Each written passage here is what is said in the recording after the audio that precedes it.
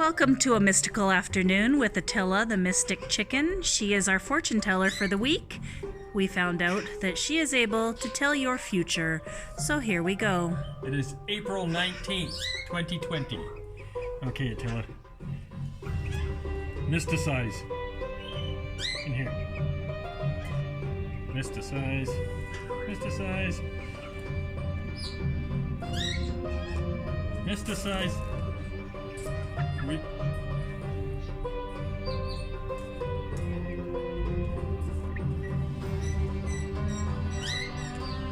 Sometimes she takes a few minutes before she can there let we us are. know. We have it. This week's great words from Attila the Mystic Chicken are: actions speak louder than talks. Ponder that thought for the week. We'll see you later.